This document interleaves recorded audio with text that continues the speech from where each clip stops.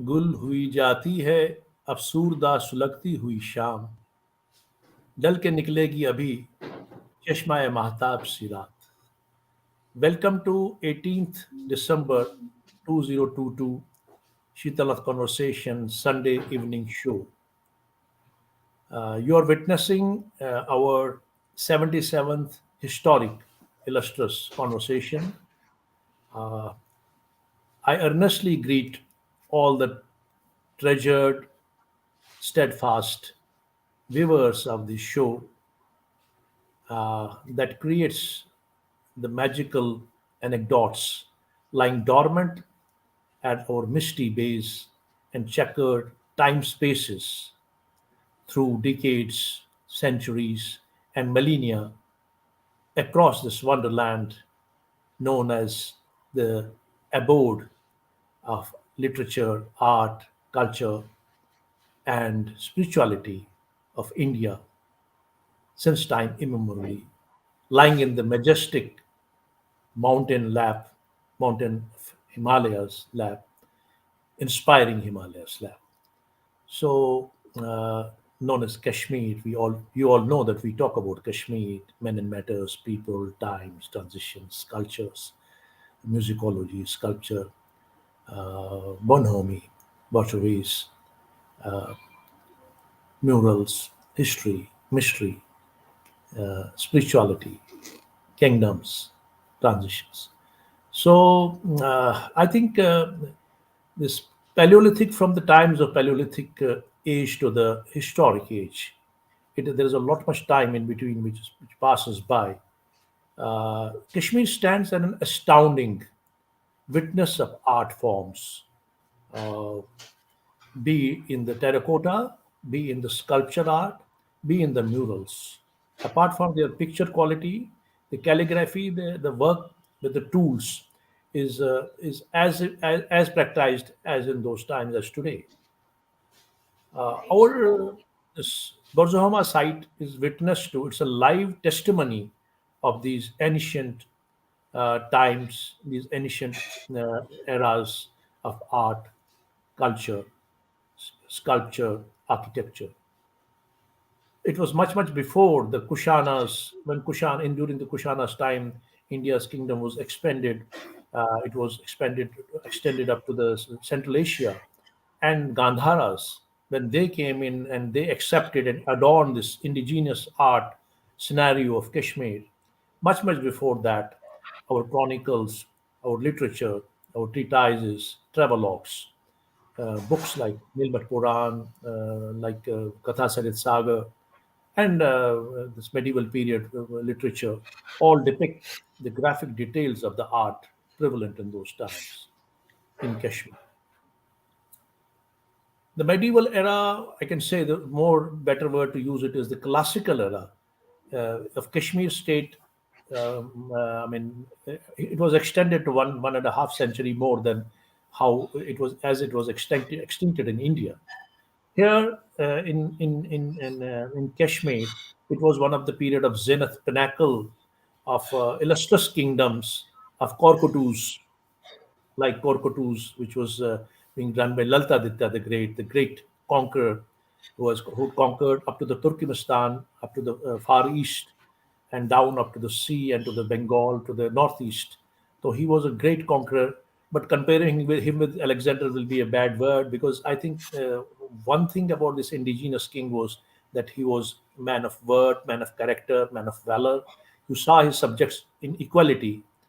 And then we had Avanti Varman. We have the Avanti Varma, Avanti Puram runes are there, and this Martand stands today erect despite of so much destruction by the king by the foreign kings. Still stands as a testimony, and Mutton and many other signs they stand testimony to this illustrious forms of art in Kashmir, especially in classical age. It's in this age probably that most of our art traveled to the Central Asia through the Hasuraj. Hasuraj, everybody knows about the Hasuraj and his associates, and many other hordes and hordes of people from here, because this was an affluent area. From here, they went to the Central Asia, and other part of the world to the east and the west. It is probably this Mahayana and Vajrayana, the Buddha philosophy concepts that has been expounded into the art forms through this the original school of art from Kashmir, which has traveled from here. And Alchi monastery in Ladakh is very much, evident. It's very near. Avtar Motaji once, he was with the subject in the conversation with me on the journey of art in Kashmir, and he said that accepting from the ground in Kashmir, all the museums, best museums of the world, are filled with the Kashmiri art. So Kashmir, we cannot lie. It remains there in the chronicles, in the travelogues, in the pages of the historians, in the museums, and who knows? There might be many more Burzahoma tomorrow, and we may pay the Western scientists, Western archaeologists wrong that the civilization probably is much older, and probably this was the Silicon Valley of those times. That's how it is. But I think that this lull of around 3 4 centuries, when the foreign invasions happened in Kashmir, and this art took a very very back seat, and they destroyed everything on the ground. They could not probably tolerate this sagacious legacy, and we were art was subdued to the indoors of the homes. The Kashmiris are very interesting people. They kept it alive, but it was subdued. It was in a despicable shape. And it is only after the Dogras came in, and Maharaja, especially Maharaja Pratap Singh, they were the pioneers not only in the development of the state, extension of state. After Lalta Dita, Dogras were the only kings after many many centuries who consolidated the state. But also they were the connoisseurs of art. They developed the institutions, pro people institutions, and one among them is their attention to the field of art. Especially Amar Singh Technical Institute was constituted in Srinagar in the 1914, and its first, the principal was probably FH. I've forgotten his name, but it was a wonderful institution. It came as a beckoning, pioneering institution, which probably created and ushered an era of exposing to your own sensibilities, expounding them to very, very different dimensions in interaction with the external world, the modern art of the West, the expressionism, the cubism, and other forms which are going in the modern art. So this institution was the premier institution, and galaxy of artists from here who earned great name and fame across the country and the globe. They belong to this wonderful beacon, this wonderful lighthouse, this wonderful hallmark of the institution known as Amar Singh Technical Institution. Today we're going to talk about the earliest batches of Amar Singh Technical Institution. Everybody knows about the artists who are very, very famous. Many among them we have come in conversation at Shitanath Conversations, like we did for Dinanath Wali Saab, his landscape painting. His son was there. And just one and a half, just few episodes, few conversations before. And then we talked about Avtar Motaji talked about S.K. Bhatt Saab, another great painter of this stream, the earliest stream of Amar Singh Technical Institute. And then we have the living legend like Trilok Kaul. And these three people used to be known as triod. They were the phenomena of their times, and they were probably the symbol of Renaissance. They created an environment. And last but not the least among them was the P.N. Kachru Saab, who was part of this triod, and they developed this cultural movement, cultural renaissance, artistic renaissance in Kashmir. Progressive Artists Association was formed, of which P.N. Kachursa was the founding member. P.N. Kachursa could be called as a doyen of modern art and art movement in Kashmir. A very well acclaimed artist, this art maestro, and a torchbearer of the art Renaissance movement in Kashmir. His paintings are well acclaimed. They have been exhibited across India in major art centers in his lifetime only, and maybe in Delhi and Lucknow, in Hyderabad, and many other places. And he's known to be a great scholar of art, and a great connoisseur of art, great historian of art. His articulation, his literature on art is something very precious, which our future generation will relish, and we will have a very, very definitely greater use to know about the history of art in Kashmir and the surrounding areas like the Western Himalayas and other parts. So I've seen his photographs. He appears to be very, very well, immaculately dressed, good-looking, handsome personality, and I've heard that he remained active till last period of his life. And it is said that he has studied in Lahore University, and he has done his graduation from there, and then he went for English literature because his fluency and understanding of the craft of English is very excellent. That's very unparalleled.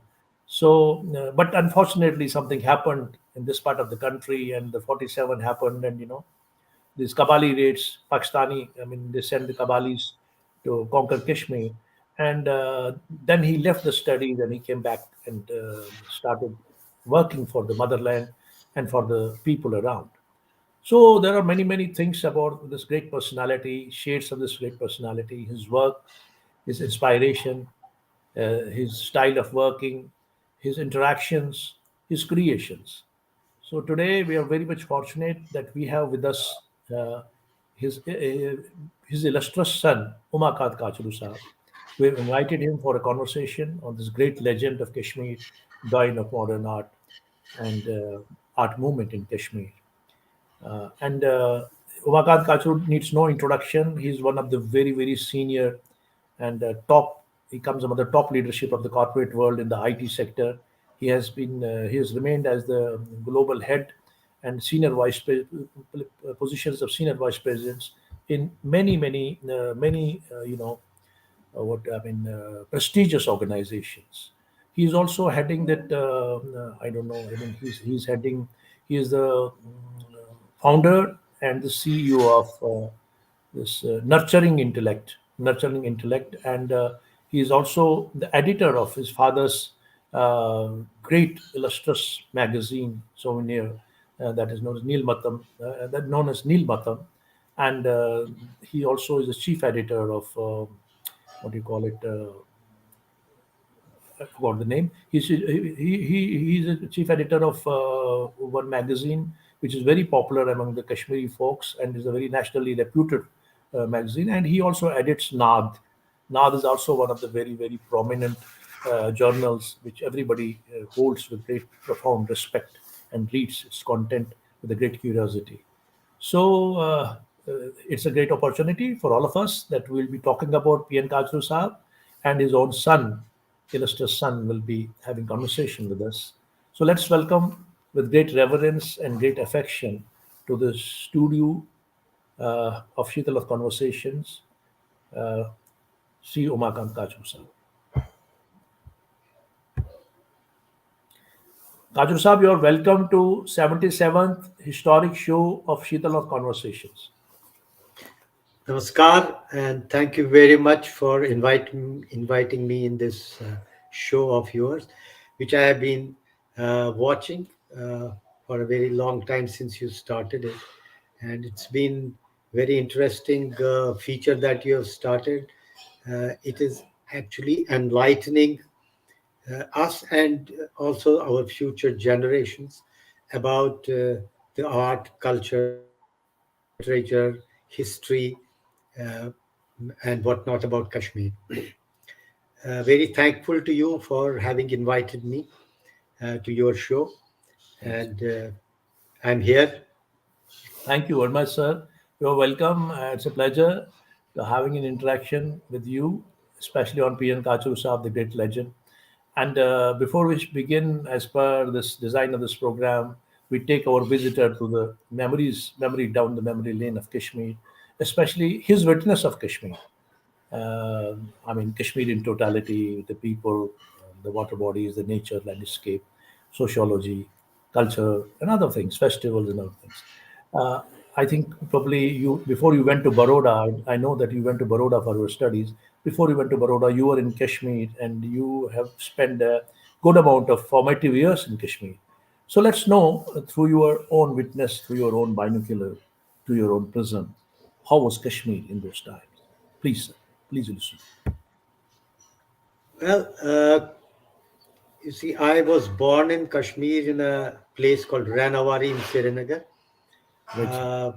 uh, to a middle class family, Okay, and did my schooling from a local school called DAV Higher Secondary School, okay. and then went to SP College for doing my graduation.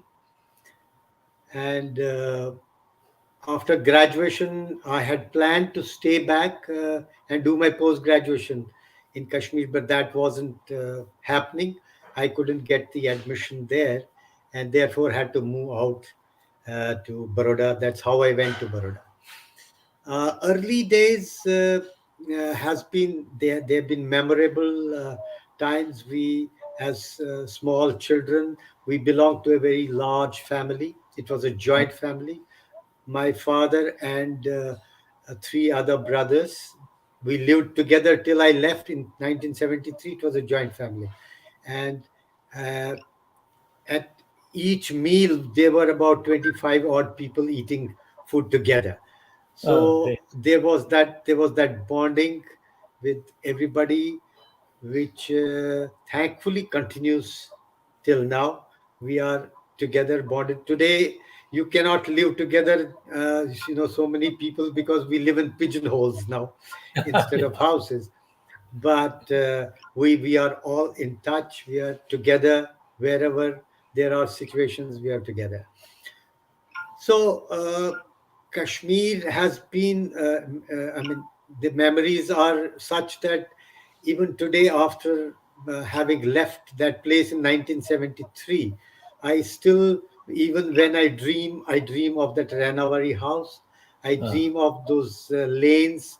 I dream of those canals, the boats, the dungas and the baths and all that. You know, that keeps coming back to you. It's as fresh as ever in the mind. Schooling was very good. DAV school was a very prominent school in Ranawari. There have been two DAV schools. One was in Amira Kadar, but one was in okay. Ranawari. I'm from Ranawari, and we have had excellent education there. Uh, Perhaps best of the English that any student in Kashmir got. Uh, it came all from DAV School Ranawari. We had Uh, wonderful teachers, very good education system there in the school. It was an Arya Samaj school, so we learned the Arya Samaji system also Practice. to practice. Yes, and I had taken, because of the influence of my father, who was an artist.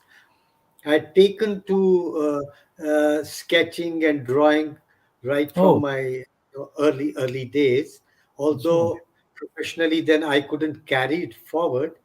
But then I was a student, drawing student in the school, and the favorite drawing student of my drawing teacher. Oh, Incidentally, really? you talked about Mr. Valli, Mr. Sri Dinanath Valli, Yeah, Wali sir.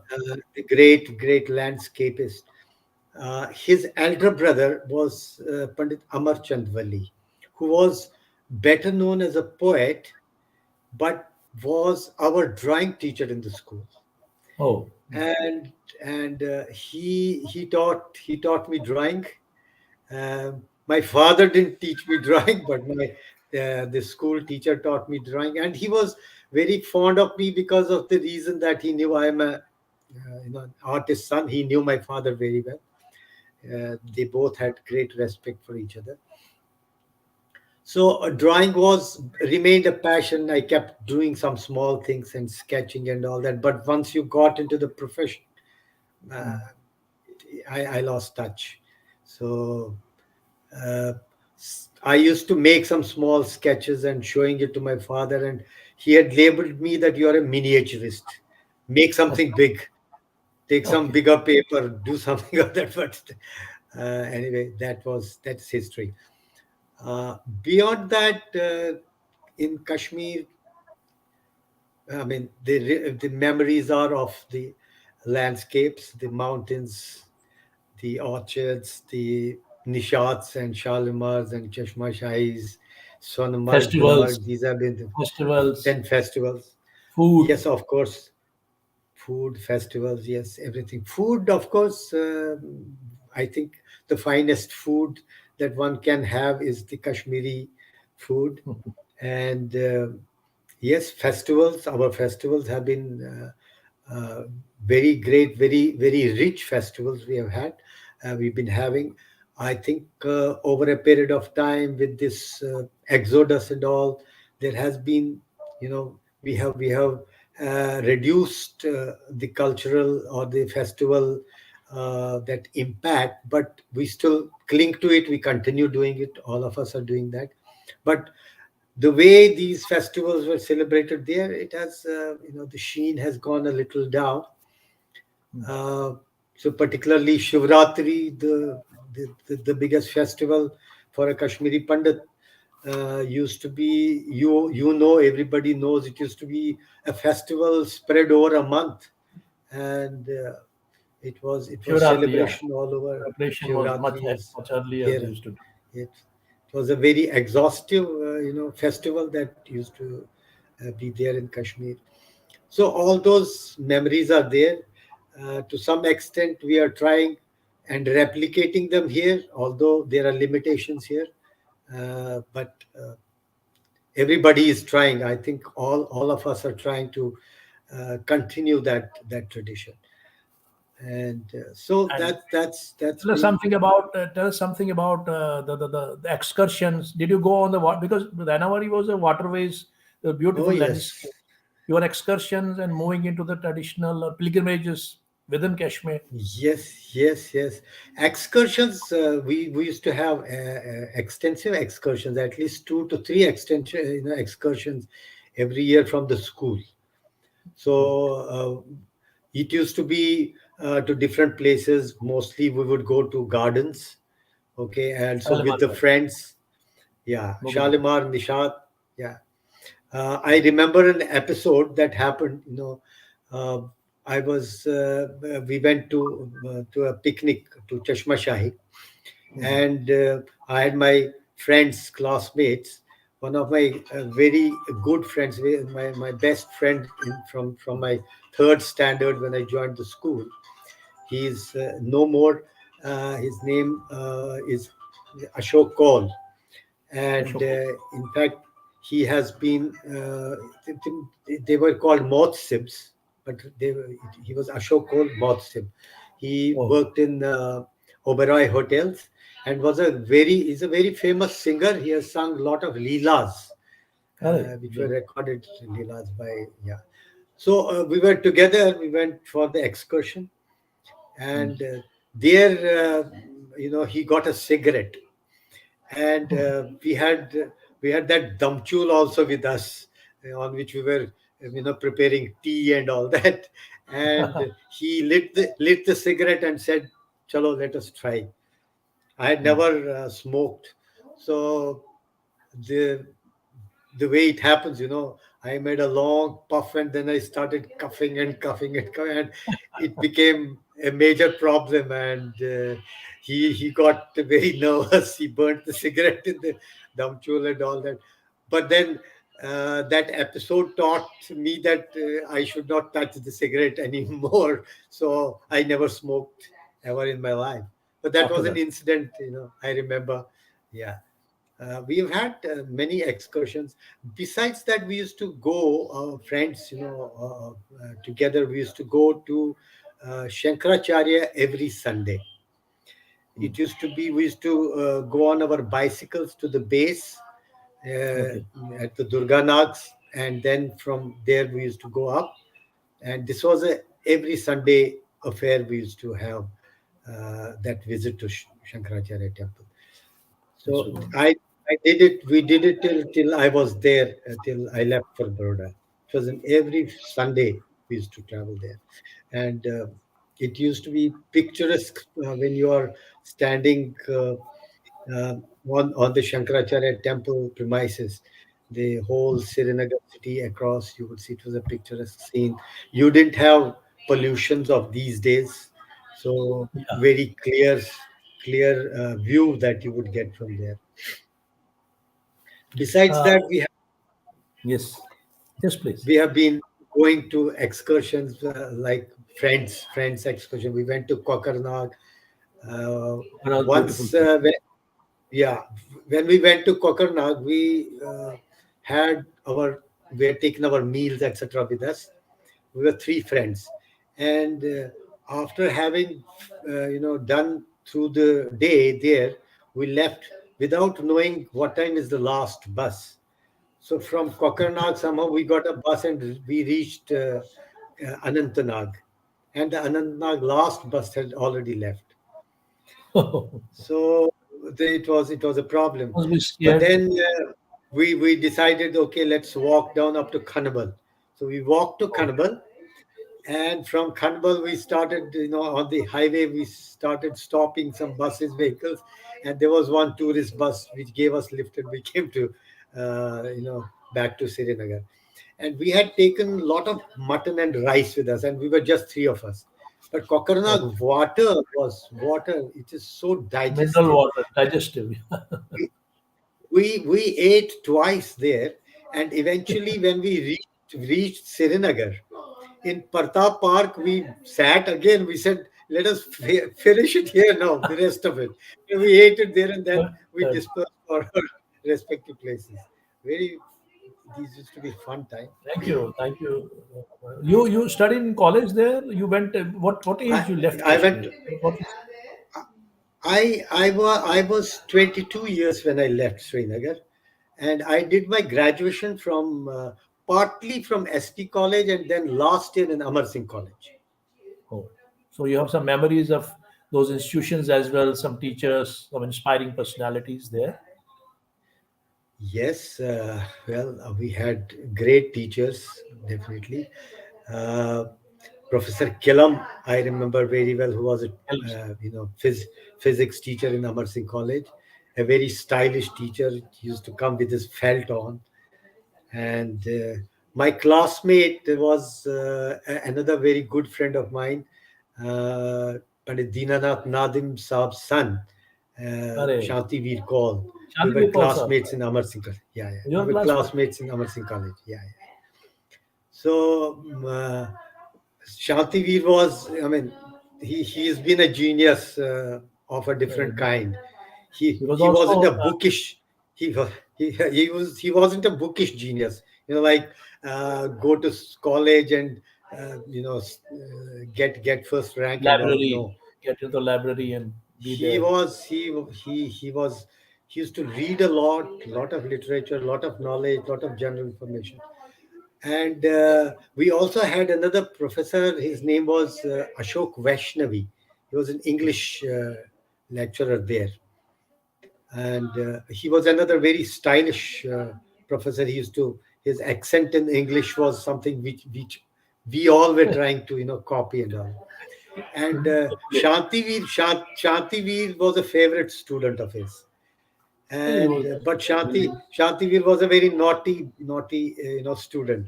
So he used to discuss literature with him, a lot of stuff. And that fellow used to call him Professor Shantivir. He so we used to have a lot of fun together. uh, I think Shadivirji must be Professor, watching it, or he will be joining later I on. hope, We will I hope, I hope so. I recording hope this. so. He's a great friend. So So, Professor Kellam, physics, then Professor Ban, again English. okay. These have been some of Professor Kuchai was our he Uchai. was mathematics. Yes, in SP College. Hmm. Uh, Great professors, great teachers. They were knowledgeable people, and whatever probably we are today is because of the education we got Great teacher. from them. Yeah. So, Kajur Saab now will come to the main chapter about this great legend, art maestro from Kashmir, and the torchbearer of the Renaissance movement. There's some back. background voices there. There is some Okay, background voice. Tell them because just 1 minute. Let me see. doesn't matter. You Just can one mute it second. for a bit. Mute it and then ask. You need to tell them because for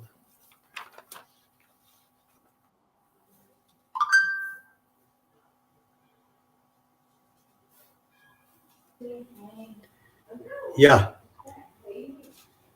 is it there okay are now? some sound is coming, but anyway, now it's okay. Now it's fine. So they don't know people honor because home cannot be a studio. So it is our fault that we are doing it at home. So the home cannot be a studio. Anyway, so let's move ahead. And first of all, let's talk about this your father, the great personality, and let's talk about first of all. Let's begin from his art. He came into the technical institute and he had interaction with so many personalities that you explain step by step. But first of all, I want to know what was it his art all about? The cubic art I've seen. I'll just put two pictures for the of the consumption of the our spectators. It's a wonderful painting. Aesthetically, probably this is beautiful. I love this one. And then this one. This again is beautiful one. And there are many others. I mean, I can't just yeah this one. Yeah. Just for the introduction's sake, I showed it to the viewers. Please let me know what was his art all about. Let's talk about his art first of all. Okay. See, I am not an art knowledgeable person, so I As a can I common can I can understanding. generally tell you. Yeah. You see, he had it was in him right from the beginning. He had he used to sketch when he used to be in the school. That's what he has told us. Okay, And later on, that took him to the Amar Singh Technical Institute for his diploma in painting. right. And he was definitely influenced by the cubic art, that was prevalent those days. And so you will see, as you rightly said, if you look at his paintings, they reflect the cubism. uh, he started with, like in every other artist, he also started with landscapes and flowers and human figures and all. And by and by, slowly he moved to eventually to abstract. So Okay, he used to do most of his paintings were abstract art, which when he was in Kashmir, he was okay. doing there. So he- so that's how his journey in art went from one step to the other. Yeah. And probably this, as you said, that it was right there from the beginning because great masters they are born, like they say the surgeons are born. Great masters of art are also born. True, But true, yes, it true, needs true. an atmosphere to bloom. So this technical institute playing a very very vital role. But Very important role. yeah, so let us know something about his the phase of this development of art through technical institute and meeting the people, men and matters, men of eminence who taught him the art, the people who inspired him, and surroundings which inspired him.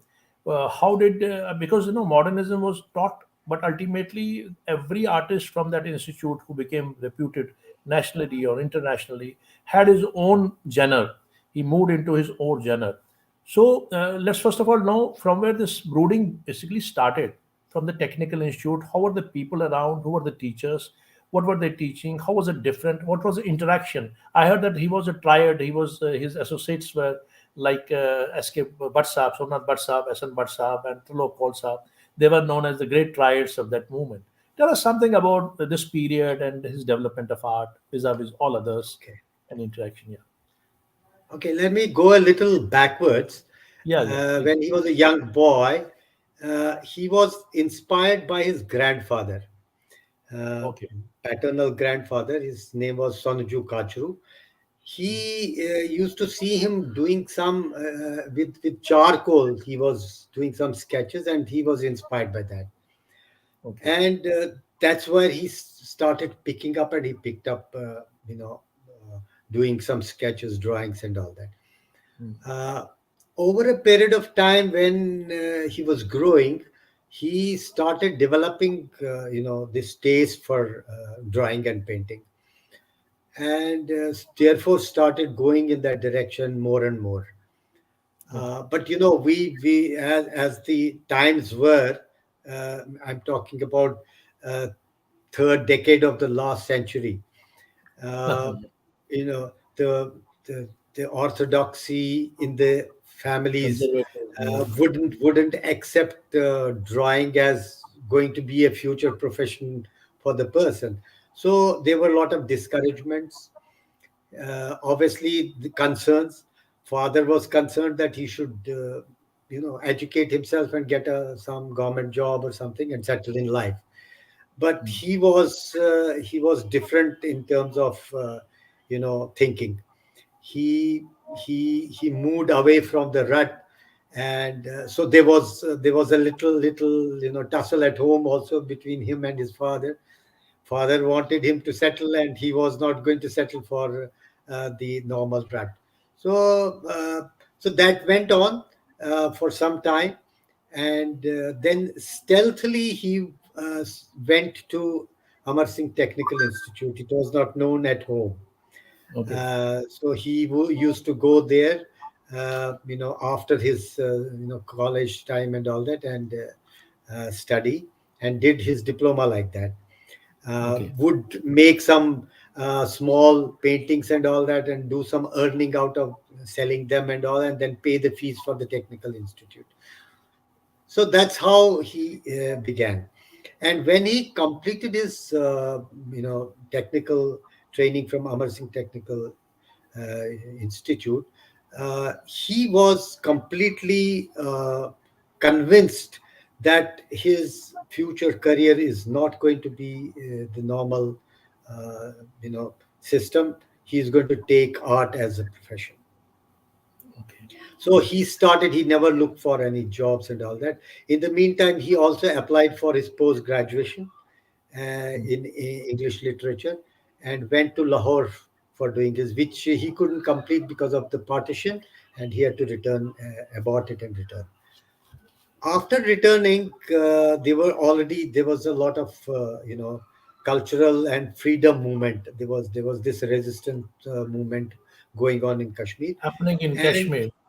in happening in Kashmir, and he joined that bandwagon, and that's where he got connected with the scholars, the poets, the writers.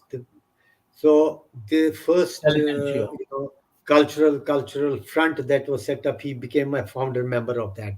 Uh, so there he shared his experiences and all with people like Dinanath Nadim, who was in the forefront of that movement. He also, during this course of time, he although he was earlier, in his earlier age, he was a proper religious boy, but over a period of time, it is Marxism which influenced him greatly. That was And fashionable in those days. it was It fashionable, supported. and yes, and he yeah, he was very much influenced, and he joined that communist movement. Movement. So he was part of the Communist Party of India, and during that time he became because there was a lot of in this movement there were a lot of activities going on. He was given the in chargeship of the cultural part of it, where Okay. posters Cultural are to wing. be made. uh, Posters are to be made. You have to create those kind of posters which depict the mood of the movement and all that. So that is what he did. So during this course of time, one day, two gentlemen visited uh, them in that office, and they were Sri Somnath Bhatt and Sri Trilok Kaul. The low codes. So they were just That's seeing, to form wanting the to see triad. That's the what formation. Yeah. Everybody that time was in that movement mood. So, and here there was a I agree. movement going on. They were very active, so they wanted to see what's happening there.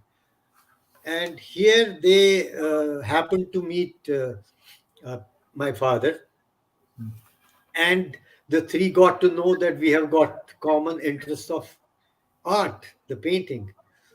So they got then together. And while the cultural movement, this movement was going on, they moved out also together, and they started discussing what each one is doing in art. And so they decided that they are going to be together now. And uh, that is what gave birth to the Progressive Artist Association Artist in association. 1948. 1948. The three of them were the founding members of Progressive Artists Association. See, art till then was, as I said, it was like art meant a drawing master in Kashmir. So it did not have that respectability. It did not have that uh, you know the possibilities were not being seen by people that this can become a profession. Connoisseurs, there were no So connoisseurs, there were no appreciators of art, there was no social, they were, yeah, I mean, endorsement of art. Yeah, maybe that was absolutely.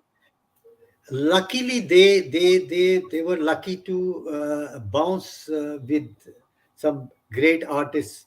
uh, Mr. S.H. Raza, who had visited Kashmir, he was visiting that time, and Percy he Brown. had a chance meeting with Sri Somnathji Bhatt, Yeah. and saw him drawing on bund and all that. So they got together. He met him, and he said, "Okay."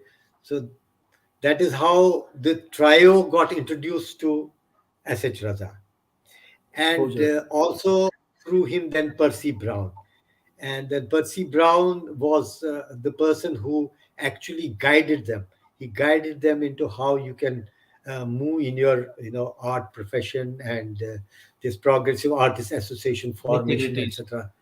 Yes, this was greatly Ajaz Raza must have been very helped. young at that time. In 47, Ajaz Raza might not have been a very mature Yeah, yeah. person. He must have been younger, younger age, No, but he was already an established artist from Bombay. but from He Bombay. was an established. Yes, he was an established And he artist from came to Bombay. fame.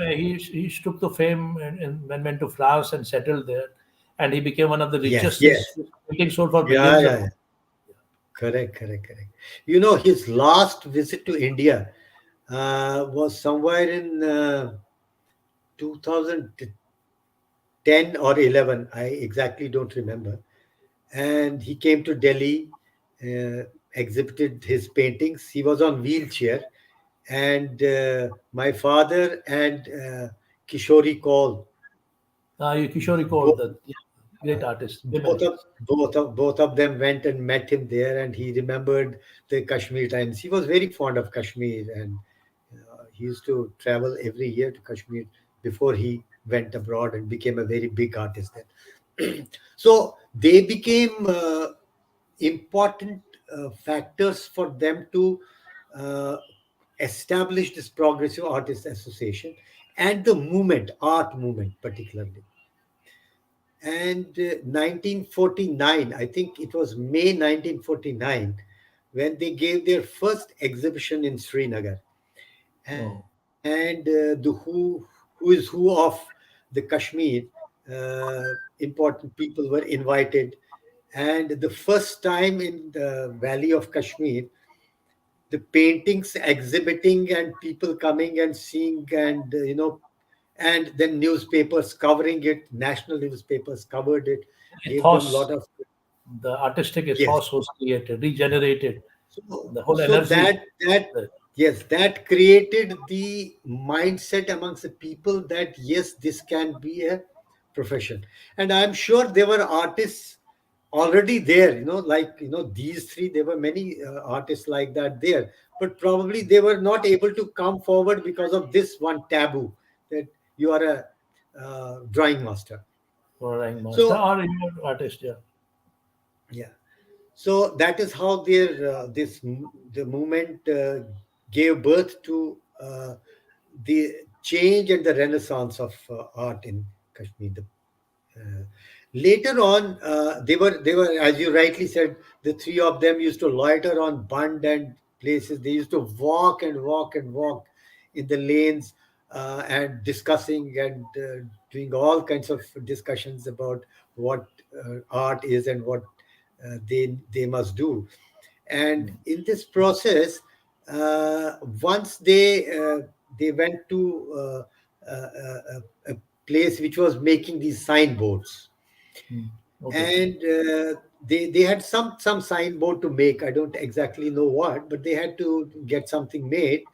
And so once they went there, they saw one young man doing Mhm. something signboard, and they liked his style of work, the brush, the way he was moving, and all. So they went to him and talked to him. And so he said, I'm doing this work here. So they said, this is the place where we meet, why don't you come there? So he came the next day, and they met him, and they told him, you come work along with us. You have a good uh, flair for art and all. So the trio was finally, after about, I think, 1 year of the Progressive Artists Association, the trio was joined by one more artist who eventually became a great famous artist from Kashmir, Shri Gulam Rasul Santosh. So he Ah, yeah. became the Yes. fourth part of the International. Yeah. Progressive Great Artists pillar, Association. great pillar of modern Kashmiri art of Kashmir, modern Kashmiri art, the pillar of modern Kashmir. Your voice is breaking. Okay. Am I audible now? A little bit, yes. Yeah. So, I mean, he became the great pillar, and this was Kashmir School of Painting, modern Kashmir School of Painting developed as a result of this, efforts of your father and the trio and the movement. This whole Renaissance, they developed one particular, they gave one prestige to the modern Kashmiri art, that the Kashmir School of Art emerged as other schools of arts in the country. The voice is cracking. I It can't will get improve. what It will you're saying. improve. Sometimes there are some issues with the Yeah. correction. You can. What I'm saying is that this. Am I audible now? Yeah, बीच में ठीक हो जाता है, but then it cracks तो again. वो You go हो ahead. जाता Go था. ahead now. So I mean, what I mean to say is that this whole effort, endeavor in this movement, outcome of this movement was that Kashmir School of Art emerged like other parallel schools of art in the country. So the contribution was very immense. And this Kashmir School of Art created Ghulam Rasul Santosh, painters like Ghulam Rasul Santosh, painters like Kachru Saab, painter S.N. Bhatt Saab. And later on, Rajendran Kachru, I had an interview with him. So this became a kind of a very prestigious organ of the national anatomy of the artistic scene, the Kashmir School of Art, due to this movement, due to their work, due to their contribution. Yeah. Okay, what I could gather what you are saying, because it is Yes. cracking, is that the are you saying that the influence of the art in Kashmir on something? What was it? I'm not able to, because voice is Ajay, you're cracking. not totally I'm not audible. able. No, I don't think it should be the case. No, it's cracking. It's cracking. Audible it is, but there's a So let's crack in it. please go on. I mean, what I mean to say is that Kashmir School of Art emerged. Kashmir School of Art emerged as a consequence of their effort. A Yes, parallel yes, school, yes. a parallel school in the contemporary India. That's what I want to say. Convey. Yeah. It emerged as a parallel school from Mm. Kashmir after this progressive artist, movement. Yes, that is true. That's So true. let us know about something about his formative years in Lahore, because Lahore was a great city of connoisseurs. Lahore, where he studied Lahore, Lahore. English literature and he had to leave it in between. If you know something about his days in Lahore and then his role in 47 as an activist, because he left his studies and joined that particular onslaught on his countrymen. You see, Lahore for him was actually a, what do I say? It reinforced his thought process into Marxism.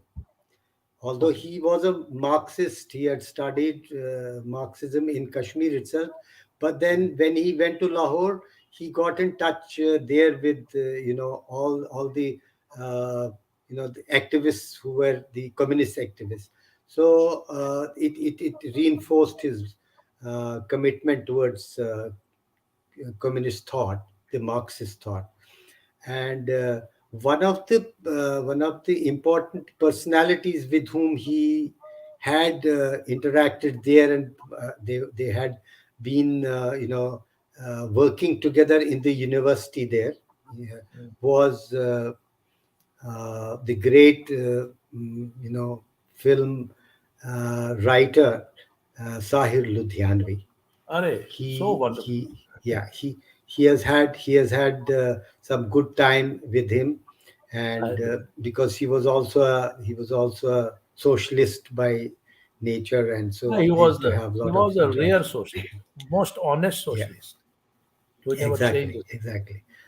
So Lahore, I would say, impacted him in terms of, one is widening uh, the thought process, because he connected there with multiple people, different people from different places who had come, who were their students, and they were activists, very very active activists there.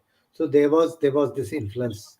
And that is how, when he came back to Kashmir, he immediately took to the activism and became very very active in that. But uh, other than that, Lahore, not much that I would know about his other aspects Time there. in. Art, his art was particularly, yes, he was continuing his art passion there also, but that was on a low key there. That was not that much, because more was on the studies of his And then curriculum. finally he came down his and because of Kabali raid happened, and he became an activist. He went to the camps and he worked very hard for his brethren who got dislodged because of this raid, gruesome raid by Pakistani under the cover of Kabalis. Tell us something about that, if you know a bit of anecdote about that aspect of his personality. Okay. See, when he came back from Lahore, uh, and the activism was already on, uh, he had a incidentally, he his childhood friend was Somnath Bira. You might have heard. He was Okay. martyred. He was martyred during that time. Okay. Somnath Bira was, in fact, one of the influences of on him to go towards Marxism. They were, he was a Marxist, and that's how he was also influenced even to that to begin with. And when the Kabaili raid and all that happened, and there was a lot of commotion. Thereafter, there was also this, in the that time, the state of Kashmir, J&K, there was this little bit of communal problem also. And they sent volunteers from Kashmir. The Communist Party volunteers went from Kashmir to Jammu to see how they can, ease this Combat. situation. Okay. Yeah. So in that, Somnath Bira uh, and um, Sri Hadanath Durani, another very good friend, they were very good friends. Two of them went, and P.N. Kachru was retained because he had to continue with the cultural handling aspects of the, Wing of this this movement. movement. So he stayed back, and these two people, along with others, they went to. But Hidana Durani had, in on way, he developed some. problem, very shooting pain in abdomen and all that. So he had to be sent back. So he came back, but the others went, and Okay. that is how Somnath Bira and the two other colleagues of his, they never returned. They were killed. So Oh, very sad. Professor Hedana Durrani, then became the professor of English. In although he was a qualified postgraduate in economics, but he all his life taught English in Gandhi Oh, Memorial College. Yeah, so he was another very good friend of my father. So yes. these influences were there. Yeah. So wonderful. I mean, talking about your father, he is an art connoisseur, art historian, and art scholar also. He's written wonderful, because you sent me the journal other day, and I was really, I mean, I was taken back by his writings, the quality, the perception, the depth, the understanding. So tell us something about his that aspect of your father, him being the connoisseur, historian, and scholar of art, and who has written volumes of articles on the Kashmir art and the surroundings and all. Uh, you see, he post his this activism and all. Mm. Uh, in fact, the trio was Mm. they created the government of Jammu and Kashmir. Then created a department called School of Designs, Okay. and School of Designs became the place where it was started by uh, three of them: Trilok Koul, SN Bhatt, and PN Kachru. And in fact, the amount of designs that the folk design, the art design that they created, it has been serving the design requirements of the craftsmen there, even after they retired from that place. So Oh, much of work they have done there, the three of. Unfortunately, Somnath Bhattji, he passed away early in 70s, early 70s. After that, there was contribution of Ian Kachru and Trilok Khosla. Besides this, there were other programs that they used to conduct. There was he did the Kani shawl. On Kani shawl he did a study, and he Samba, wrote Samba, Samba handicraft and other things he has worked. I heard that Samba handicraft. Am I Yes, audible? Samba. That was later. That was later. First was Okay. this in Kashmir, Kani shawl. Then on Namda, he did a lot of research work and published papers on that. Uh, then Samba, that was basically because the Jammu region, the kind of art and craft that was there, that had not been much explored by School of Design. So then he went to Jammu. He spent more than 6 months in Jammu, and did that study over there and wrote papers on that. So those have been some of his contributions. Besides that, he has written a lot on aesthetics. He has Understand. Yes, yes. He has written quite a bit on particularly this Namda and Kalin work. He has done that research, and he's written. In fact, that research work was seen by government of Gujarat, by the handicrafts department there, and then they invited him, and he did a project for a similar craft that they have in Kutch Oh, area. And they used to have problem there. It used to catch insects, and they would eat it out, and a lot of loss used to happen to the work that they were doing. So he went there. He spent some 3 months in Kutch and Bhuj, and then studied with the craftsmen how they are, processing it, and then made. and suggestions which has helped them to uh, reclaim the loss, and livelihood. gave them solutions so that the insects do not eat uh, Oh, that's all. those woolen stuff that they, it's more like namda only there also, but made of a different wool and all. So He, that that's so wonderful. I'm just showing a picture of your father. Great personalities too. They look like somebody had commented. They look like brothers or cousins. And your father with Dr. Karan Singh.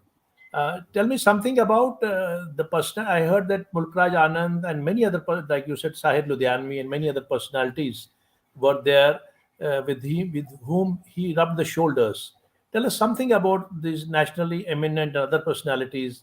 What interactions and what connections and what relationship he grew with these personalities. uh, could partially gather what you said. I don't know why the voice is breaking There is some continuously. problem over there. I don't think it's not from here. There is some. uh, There must be are some you issue. able to hear my voice properly? Yes, yes, exactly. Everything is fine. Here, everything Oh, is I don't fine. know There what. must be some situation. I'm talking. I just showed you the Okay. photograph of Dr. Karan Singh. Did you see the photograph of Dr. Karan Singh with your father? Yeah. Okay. Karan Singh, you see, Not only Karan, when not only Karan Singh, Mulk Raj Anand, or many other personalities who are there in the life of your father, who came into the life of your father, and what interaction, what was the relationships like with the great personalities of his time, like Sahir Ludhianvi, also you mentioned earlier. yeah. Okay. See, one name that comes immediately to my mind was Mulk Raj Anand. Mulk Raj Okay, Anand was he was very fond of uh, all the three painters, trio. and in fact, yeah, three of them. He used to visit regularly. He used to visit Kashmir, and I have seen him at home, coming and visiting my father, and. So he was one. In fact, Mulkraj Anand, they used to run a magazine called Mark, a very famous Mark. magazine, and Yes, Mark. And 1952, he had published a Mark which was completely dedicated to the art and craft of Kashmir, art, craft, and architecture, etc. So in that, he has covered four artists: uh, Trilokol, P.N. Kachru, and G.R. Santosh. very wonderful. All four are covered, and they are, we after this exodus, my father couldn't get anything from uh, Kashmir. Everything was lost there. He was Yeah, I heard that the already whole gallery was lost. All the paintings were lost. All the everything, paintings were all his lost. gallery, everything, all paintings, all literature, whatever he had written, or he had a huge library of books, of about 4,000 books there. My goodness, Everything was lost. great Everything loss. was lost. So Mark became a source of retrieving some two, three, four paintings of his, uh, in terms of pictures. So that was one place where I could, I had seen this painting long time back when I was a young boy. This the weeding of the paddy fields, I'll just show that. for We which just he showed it. go. Yeah, This is yeah, this this one. one. Yeah, this one. Yeah, this was he got an award also for this painting. So this was something, when I saw it, I went back to those days, that some solace that you have some picture of the painting. Otherwise, all paintings were lost. So Mark covered the three painters and gave a lot of, he talked a lot of praise about the painters and the style of their paintings. Okay, his style of painting was compared with Rembrandt. So Oh, th- that's how it was. So besides that, in his activism, He was very closely associated with Ghulam Muhammad Sadiq, Mir Qasim, Sadiq Saab ji. DP Dhar, DP Dhar. Uh, so they were like comrades, and they used to work till then. They were first. This communist Movement activity started from was them. under national conference itself. Then they separated, and then they became DNC, Democratic National Conference, and all that. It's separated. Bazaz, under the Bazaz flagship of So Bazaz. Premnath Bazaz. Premnath Bazaz was the yes, leader. yes, yes, correct, correct, Yes. correct. Uh, yes, yes. Please, So please continue. Yeah. so Please that continue. was that was the interaction, or his uh, connection with Dinanath Nadim was was very close connection. In fact, our family, the larger family, became very close to Dinanath Nadim's family. My uncle, my father's younger brother, Omkar Kachru, Yeah. he was very younger brother of Dinanath Nadim eventually, very close in that family. So Nadim Saab's family has been another influence. In fact, Nadim Saab has been another influence, On his and personality. you had to give just you had to just trigger my father about Nadim Saab, and he would go on and on and on talking Speak. about his poetry, about his style, about the richness of Nadim Saab's diction, Kashmiri diction, which is truly, I have also been Original. studying his poetry. If you really want to learn Kashmiri, Learn. Read that. you need to read Nadim Saab's poetry, because real Kashmiri is there. Today, the Kashmiri we hear is That's more not Persianized than the heavily personal. original Kashmiri. Heavily So infested, harassed language. Yeah. very rich, and he in fact, I have a video which I have posted on my YouTube channel. We had a family gathering, and in that, generally people used to ask something from him, and he talked about an episode. He said Nadim Saab had written. He used to write four liners also. So this was about I don't remember the verse, but it's about a torn shoe, uh, Torn torn shoe. Yeah, shoe lying on the I have read road. that line. Yeah. Boot Beautiful. khara ak sonumut kya tha, I don't recollect the exact words. And it had inspired him so much, and had somehow connected him to the famous painting of Van Gogh. Ah, That open mouth, open. that shoe. And he described that in that discussion there. In fact, he was talking about this verse, and the depth of this verse, the philosophy behind the verse, and then how he, because he got so much inspired by it, he made a painting of it, and which was a lot talked about amongst the who and who in the valley. And eventually he lost that painting. Where did it go? Somebody took it out, stole it. He didn't know, and could never trace that painting back.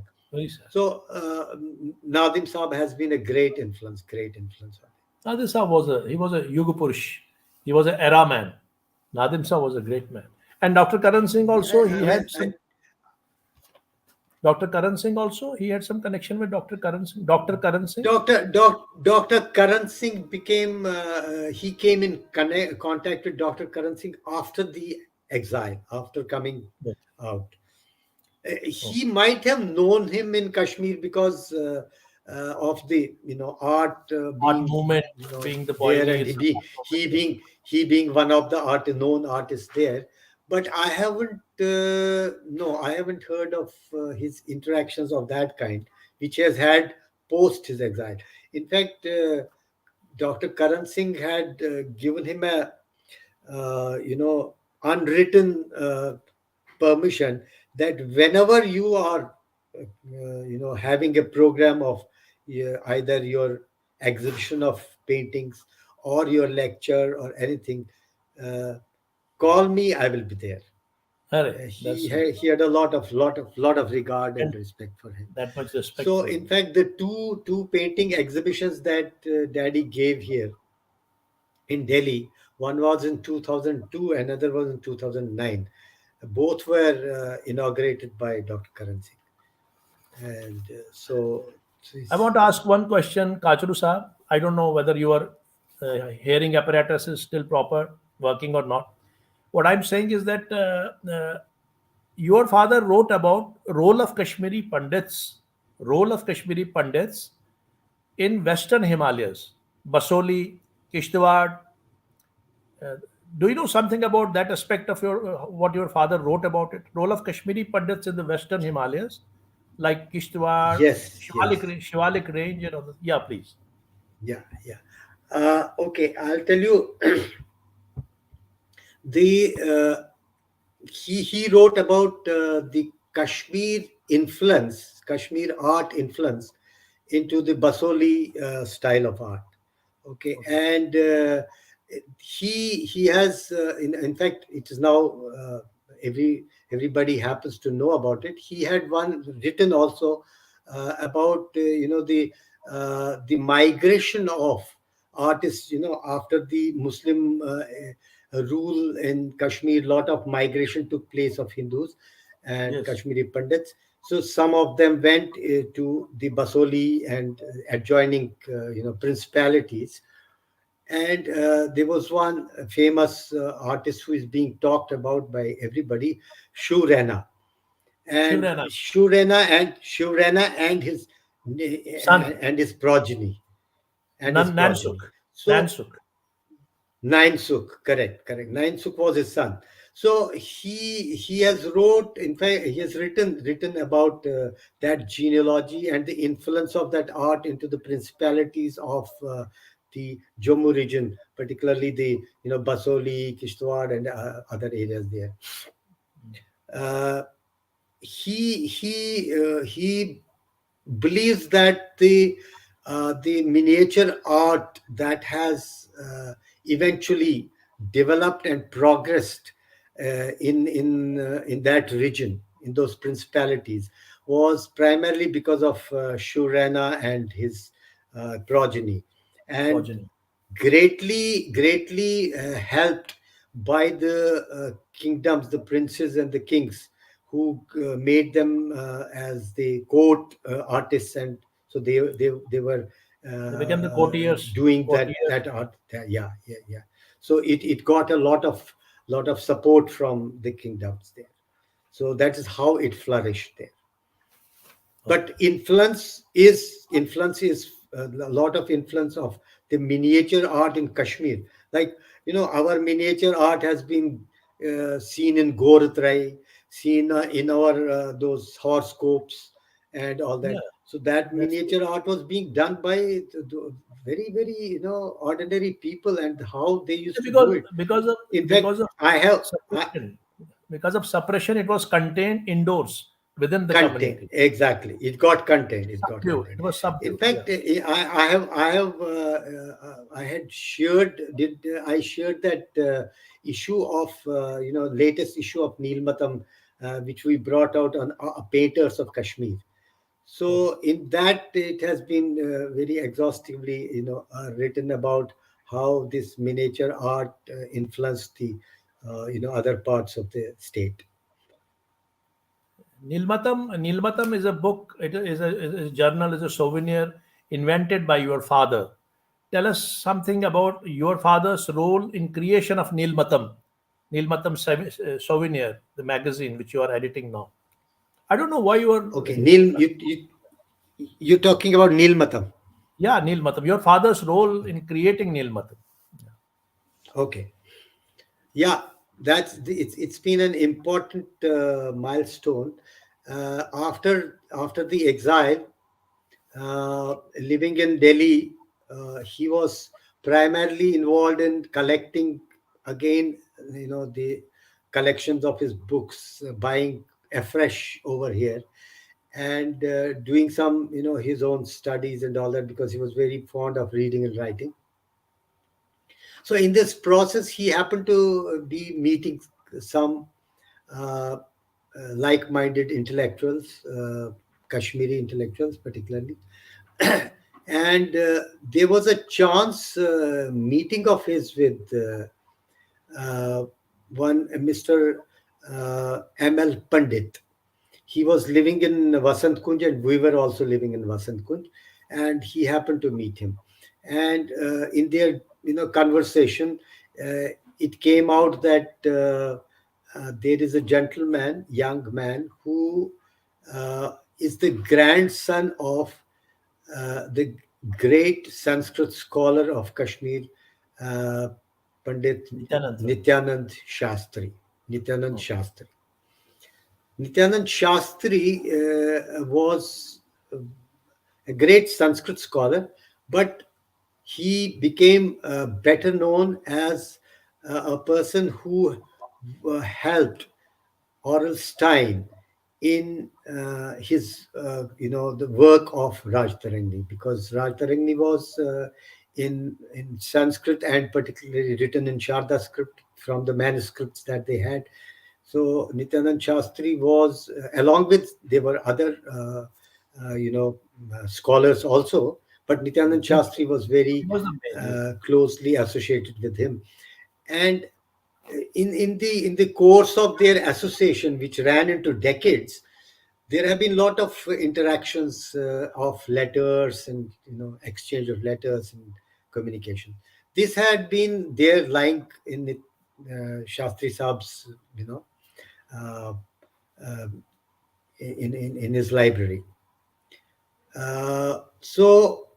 His grandson, his name is Surendranath Pandita. As in Okay. Pandita, he collected all that stuff, and somehow, through some connections and all that, managed to bring that from. Part of it got lost, but uh, major chunk of it he brought it That you saved, to Delhi. rescued. Yes, sorry. So he was then wanting to do something about it. So ML Pandit knew Surendra Pandita, and that is how Surendra Pandita came in contact with my father, and they started discussing. Then they were other scholars, intellectuals. They also got together. It became a larger group of people, Group and they circle. all decided that we need to do something about it. This is a very rich collection of material of historical importance, and it gave birth to uh, a thing called Nityanand Shastri Kashmir Research Institute. Ah, great. So all these scholars put together, they started working on this material, the manuscripts and the letters and a lot of material was there. So they started working on it, and they did a very big exhibition in IFAX in Delhi, where they displayed a lot of this material, including some artifacts and other things, which was very successful. After that, they decided that we must document uh, these things. And in the process, they felt the need that now we are doing so much work, we must also start publishing. And the best way of easy publishing is to start through a journal. Some So journal. they started a journal, which was a very thin, small journal they started with. It was called Unmesh. Unmesh. Unmesh. Unmesh, that time, the editor was Professor. Um, क्या नाम है उनका? I'm just forgetting the name. I'll just get the name. I'll tell you. Okay. So, Unmesh. so it started as Unmesh, but then when they went for registration of Unmesh, the Unmesh name was already reserved, so they couldn't use that.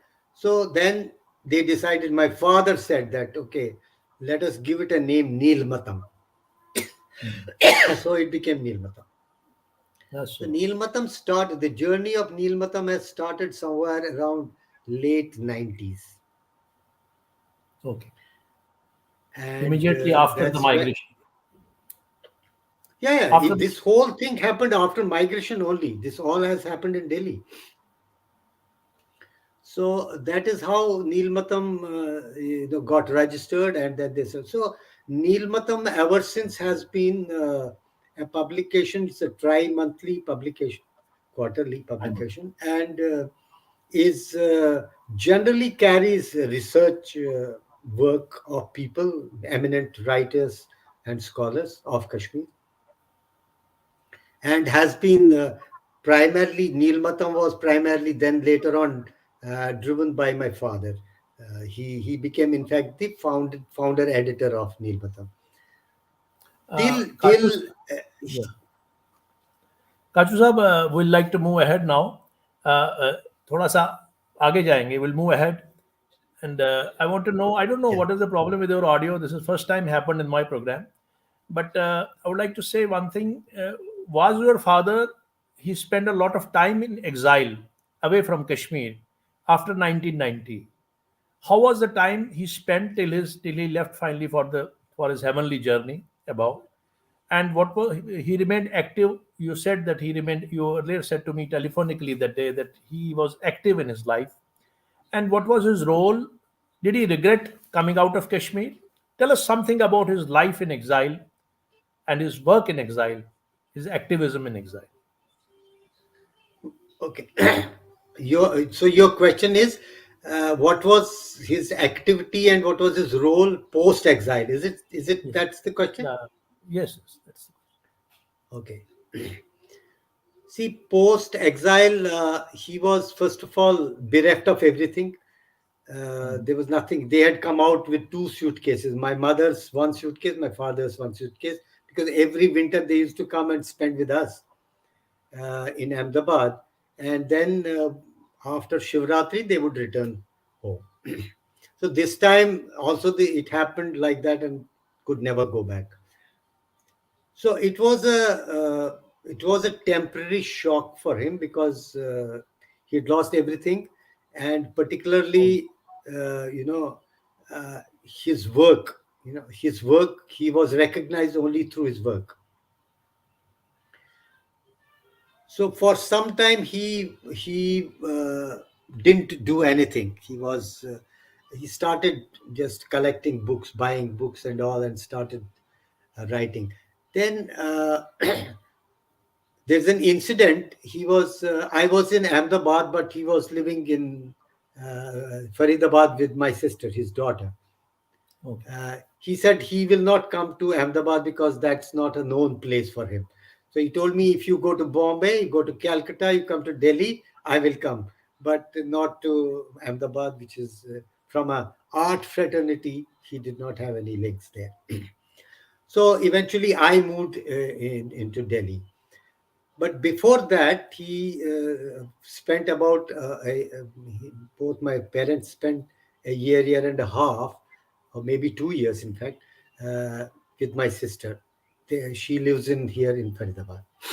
okay, So there was an incident. He had seen on a tree there where she lived. He had seen an owl, mm, and he had been observing this owl for some time. And okay, somehow this owl triggered something in him. So he mm, went out and bought some drawing paper and some sketching pens, and mm, he sketched the owl. And it was not just that one owl. No, this is yeah, a painting later on. okay, But yeah, this is also inspired from there. okay, So he made quite a few sketches after that of owls in different forms. Okay, okay, it was very inspiring for him, and that's where his trigger for restart of the artwork started again. But my mother then fell sick, and she had to be hospitalized, and then uh, she remained sick for about 1.5 years and all that. So during that time, he was completely in service of his wife, uh, and eventually she passed away in 95. After her passing away, he decided very seriously to paint. So he then got canvases and started drawing. Okay. In fact, there is one painting that I have shared with you. It's called Mystique, and Yes. this pa- this painting has been that's the first painting which he, in his abstract way, is demonstrating her departure, her journey out of this world. Oh, that's so nice. And so that's how it started. Then he started painting. Then he got into painting. In the meantime, also he continued with his the Nityanand Shastri uh, Kashmir Research Institute activity continued. They conducted many seminars.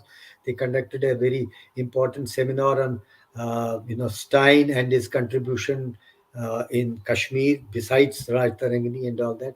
And it's a lot of material that they had on that basis. They in the Hungarian embassy, Okay. organized that, and so they did. So they were actively, very actively involved in that work till he passed away. He passed away in 2013, Okay. and the whole activity almost came to a stop. In fact, Nilmatam stopped. The last Nilmatam was published in June 2013, which he was so immaculately used to write the names and addresses on each envelope, and then gave that whole bundle to Surendran ji to post them before he passed away. So then it remained dormant. It remained silent. Nothing, no Nilmatam was published till March 2021, when Surinder ji and I decided that no, I think it's a responsibility that we may not be, we definitely not may, we will not be able to match. I personally won't be able to match that caliber of the editorship and the writing and the quality. But we decided that Polish. rather than keeping it completely stopped, let us do something, and we started it in March 2021. And since then we have been doing uh, you know uh, each one is has a Oh, it's coming theme. up very good. I, We I I have been through that particular PDF which you sent to me. It is wonderful. You are doing a great service in Nilmatam, and probably this idea was your father, and you made us understand the entire process through which it had gone into formation. Uh, so that's okay. Now, before we depart, I think there is an audio situation at your place, so it may not. I had to. We could prolong it a bit, but now we have almost covered all the major topics. Tell us something about him as your father. Anecdote, some story, some anecdote of him as a family man, as a relative, as a neighbor, as your father, as a husband. Tell us something about some anecdote, some story Okay. about him being at home, his Okay. pursuits at home. Yeah. Okay. See, my father was a, I would say, he, as I said in the beginning, he he moved away from orthodoxy. He moved away from the normal system of life that was there in our day-to-day homes in Kashmir. He was very progressive in thinking. So when he got married, we have, after marriage there is this firsal. So I'll give you an incident. On his firsal, uh, he generally, when the son-in-law goes to his in-laws place on Firsal, he will wear some special dress and this and that. He just wore his kurta and pajama and that kambal and went. So there was a little commotion at my Matamal. कि Okay. अरे ये कैसे आ गए, how has he come, like that. Then anyway, Zamtur has, so nobody would gather courage to ask him, why have you come like this. So he sat there and all that. uh, there were two sisters who were married together, my Masi and my mother. So the other son-in-law was also there. He was properly, as is deemed right, he was properly dressed like that. Then came the time for food, eating. So they brought the food and all to both of them. My Mosaji, typically, the way it was, he just touched a little bit, ate a little bit, and left. My father said, "No, I am hungry and I'm going to eat properly." So he finished his dinner. So my mama was watching him, and he saw that this man this man is different. He's not that a normal kind of a. So he took a lot of fancy for him, and from that day till my mama lived, he Okay. loved this brother-in-law Company. of his. He used to call him his son-in-law, not brother-in-law. So this is one. He, being an artist, he was a very romantic person, and extremely in love with his wife, and unheard of those times. It was a romantic couple. Uh, Okay. my mother was one of the most fashionable women of that time, Oh, and all because of the husband. She also came from a normal family, but she was, because of his influence, she was one of the. In fact, in our area, she was the most fashionable woman. okay. And one incident is that one night she saw moon, and she said it would be wonderful to watch this moon in Dal Lake. So he got up, took her at around 12 o'clock in the night. He went to the boatman, woke him up, told him take out the shikara, and they took out the shikara. He went in that shikara to Dal Lake, and they enjoyed till 4 o'clock in the morning the moon and It was lit there. Up. night in Dal Lake, and then returned. So that's how he has been as a husband, and very romantic, and very really in love with his wife. As a father, he was not a typical father. He was a friend. uh, I have my earliest memory is, in fact, let me tell you, we would, because of his activism, we would see very little of him, very little of him. He would return home after all of us were asleep, and he would get up late in the morning. That is the earliest stage of his life, when we would be in the school. So we used to see him on Sundays and that kind of time. But being in joint family, you will know it as much as I know, that in joint family, that typical, this is my father and I am his son, was not there. Father was the eldest person in the family. So Okay. we didn't have that father and son kind of connect Relationship. also. One-to-one connection. So one day he took me out. That is one outing I remember with him. He took me out with him. It was the almond blossom time, and we went to Badam Bagh, Badamwar. Badam. So I was a very young, small kid. So he took me, and we were crossing the road near Kalwal Mahal, and he told me there that when you cross the road, before crossing, look to the right and then cross. And when you are in the middle of the road, look to your left and then cross. So Wow. this was a teaching of how to cross the road. And trust me, it remained with me. It has become like ingrained all through the life. All your the life. way you have to cross the road. Then we went to Badamwar, and he that was my first outing with him, and it was a memorable outing. Uh, he took me to, there was a small shop there.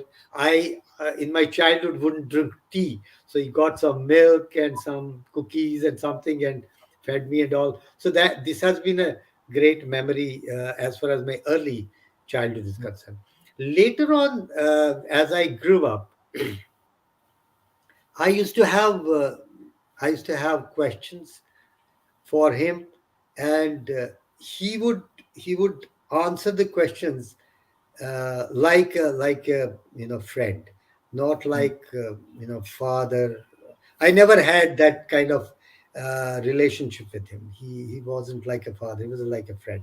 In fact, while advancing in age, I would also study some certain things and all, and then I would go and ask him questions, certain questions those were taboo, asking from parents and all.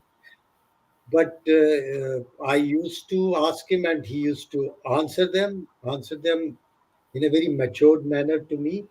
And in fact, as an artist, he used to paint at home, and we used to have a lot of nude paintings.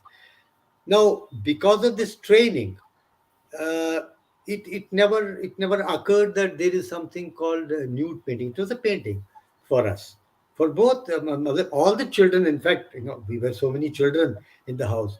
So the way he would represent the art and explain, and he would explain the contours of the painting and the way he has Contours. drawn it and what it is, and it was very influencing.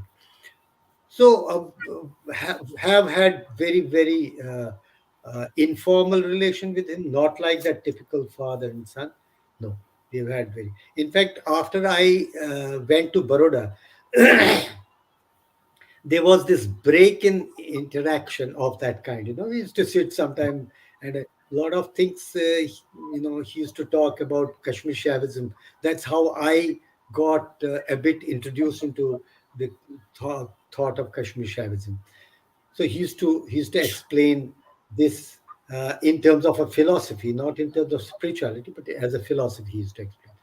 So when I went to Baroda, that direct interaction stopped. But then there was a different, medium that got opened up. That was his letters, and his letter would never be like, "How are you? Are you well? Are you eating?" Or no.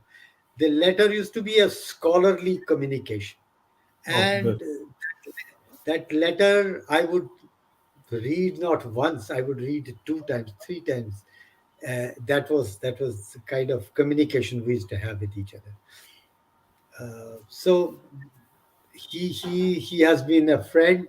After my return to then Delhi, uh, after the exodus, when I came back from Ahmedabad to Delhi, we started then interacting more. He had collected by then a lot of books and all that, so we started discussing. He used to explain a lot of historical things. He was he was very much influenced by the by the Buddhist movement that started in Kashmir, and it progressed and developed into the rest of the world from there, World, yeah. into Classical age. Central Asia and China and all that. Yeah. He used to talk a lot about those things with me, and that's how I. And he loved this Silk Road. This Silk Road was his very favorite subject.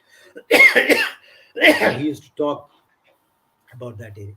So these have been my personal interactions with him. Never ever remember having been scolded by my father. Forget about beaten or slapped or anything. No, we have had very nice, cordial, beautiful relationship as I would say as friends rather than parent and son. Thank you very much. Thank you very much that you told something about personal anecdotes about your father. Those are very interesting about and we came through and through this program. Although you had an audio issue there, this was a wonderful revelation. I mean, Thank about your you. great personality of Kashmir. And before we depart now, I really, it was a very wonderful. You came, and it was your magnanimity that you conveyed everything so Thank you. wonderfully. And but I would like to Thank say you. that before we depart, I have heard that I have also seen that on social media, especially you sing. You also sing on the social media. So then, why not to conclude this today's session with one of your song? Will you sing, Marma, sing a few of the Uh, lines which are most loved okay. by you, which are most adored by you? Yeah,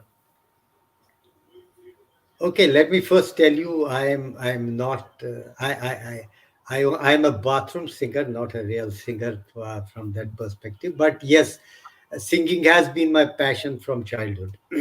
Like it was painting for my father, but he took that as a profession. I just didn't.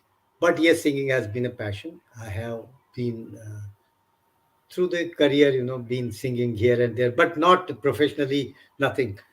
Would be amongst the friends sitting together, and so I can sing a few lines. Uh, yeah. I have my favorite rag is rag Malkons, and Malkos, Beju Baura has one of the best compositions in rag Malkons. Uh, Mana Tadapata Hari Darshan Ko Aaj. I love this please, song. I'll try and please go ahead. attempt. Hari Om, Hari Om, Hari Om, Hari Om.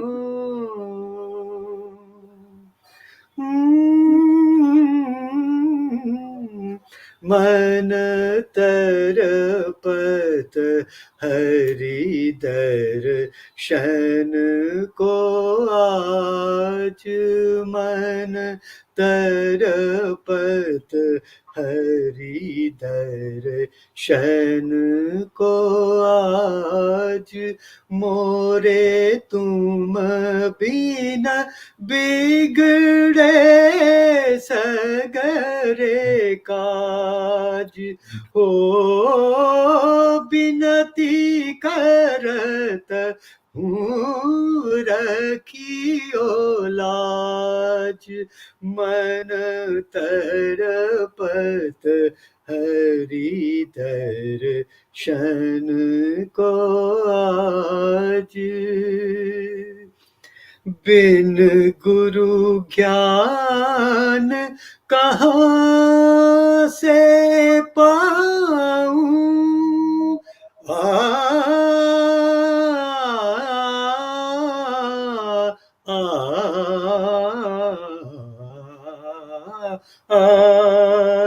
बिन गुरु ज्ञान कहाँ से पाऊं दीजो दान हरि गुण गाऊं सब गुनी जन पे तुम राज तरपत हरि दर्शन को आज मन तड़पत हरि दर्शन को आज Wonderful. Well, sir. Well.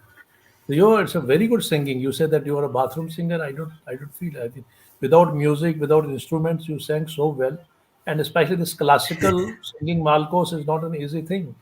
You need a lot of training, lot of grooming. Thank you very much. yeah, Uh, yeah, I have been singing this song for a very, very long time. Yes.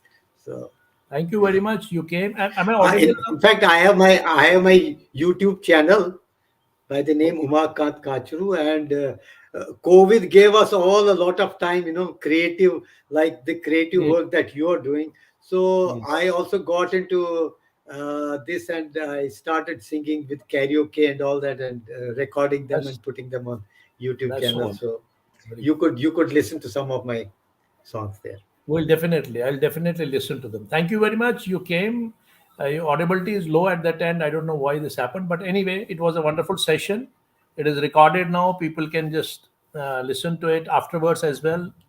You can circulate it among your acquaintances and everybody. It's a very valuable session. It has recorded the history of your father, his personality, his family relation, his inner and external dimensions. So thank you very much. You came. It was so I'm so grateful. It was a wonderful session. My pleasure. Thanks a lot. My pleasure. Thank you very much. Thank you. Thanks a lot. Namaskar. Namaskar. Thank you very much. So I think you must have been enlightened to know about this great legendary personality of Kashmir, the maestro artist from Kashmir, the Renaissance man, Sh.P. and Kachru. All the anecdotes, I mean, narrated by his son, Kant Kachru ji, into the studio today. I enjoyed every bit of it, and the closing was very nice. He sang this beautiful song of Baju Baura with that Rag Malkos as its space. And so, thank you very much. You came, and before we leave, a couplet from Galib. ये हम जो हिज्र में दीवार और दर को देखते हैं, ये हम जो हिज्र में दीवार और दर को देखते हैं, कभी सबा को कभी नामावर को देखते हैं. Thank you very much and good night. Best wishes.